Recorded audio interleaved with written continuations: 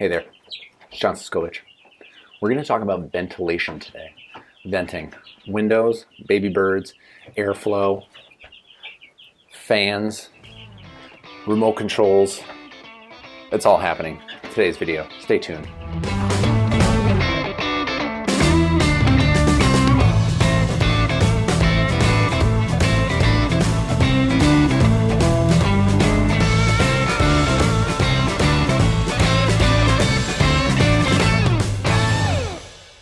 All right, look at these delectable little chicken nuggets. How cute are they? I want the absolute best for them. I have this little shed. Let's go outside. I showed it off in the location video, but we gotta take another look at the outside. There's my brewery and all the other various buildings. There's the Brooder. An uninsulated shed with a dark roof. In the summer, it gets very hot. So in here, we have a tiny little vent. We have a window. We have a big door, double door. I have one door open right now. There's the dog. I have a fan in a window that can open and close. And I have a small access door to the outside, which we're going to show you the outside space in another video. And at any point, we can discuss how I control the temperature in here with those various different ventilation points and my lights to get a combination that will make the chicks the most happiness.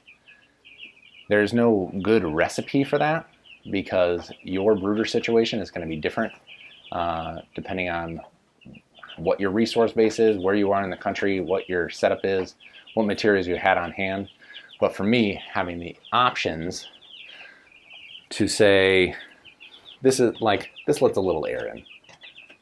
This lets more air in, but it's on the leeward side of the building, so not a lot of airflow, but that cool air comes in and drops down right into the chicks if I need it to.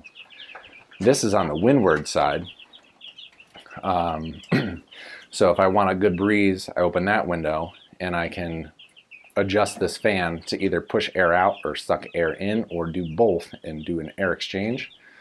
That I will tie into a Wemo, which is a Wi-Fi enabled remote control that we can control from our cell phones depending on the temperature.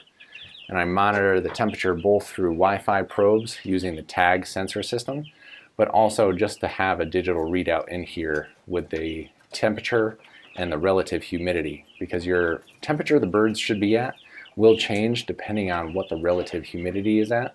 This is low right now, 31% for me. In the summer, it'll get up to like 68, 70% relative humidity, which means a higher temperature and a higher relative humidity means a higher heat index, which means your birds are going to be suffering a little bit more. So you want to bring the temperature down if you can't bring the humidity down. So having these options for me has been great because birds also need different things at different stages of their growth, and you optimize for their happiness by watching the birds, seeing how they react. Are they too cold? Are they too warm? Monitoring, and you will learn over time. The only way to do that is to experiment, to try, to iterate, and then see what other people are doing in order to affect how well their birds grow out. And right now I have a good 1/3 eating, 1/3 drinking, 1/3 napping, and everybody's doing well with that window open, that door open, that dog sitting in the road waiting for me to be done, that window open, and this temperature. And this may seem overwhelming. It may seem a little like, oh my goodness, how am I going to do this? I don't have a shed with all these openings. If they're in your garage, and your garage is a lot cooler normally, you can control the heat with these lights, monitor them from walking out into your garage from your house, and the general area is going to be a lot cooler than an uninsulated shed with a dark roof on a hot day.